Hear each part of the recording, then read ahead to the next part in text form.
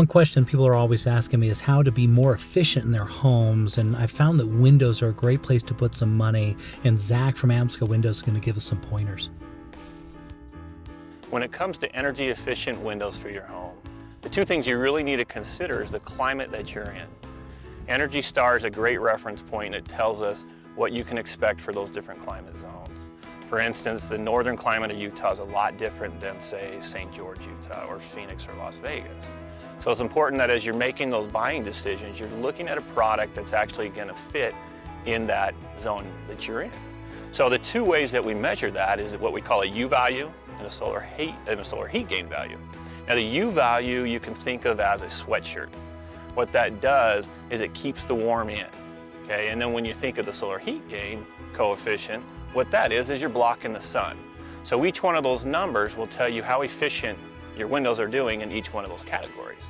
So an area like Phoenix again, they're not too concerned about keeping their heat in. Their U value is not a big part of what they're building there, as opposed to blocking the sun. Now that's very important to them. Same with the St. George location.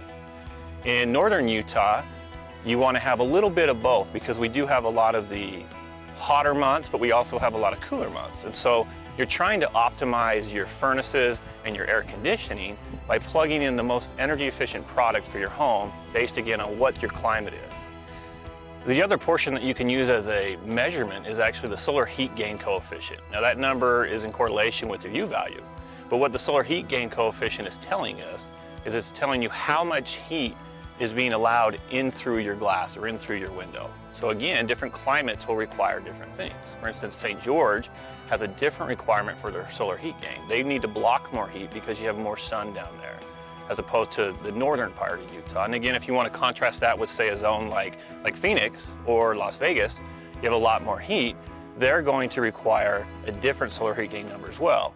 And so certain things like tints, colored glass, those kind of options can be added to your windows to help increase those solar heat gain values that you need, depending again on what climate you're actually in.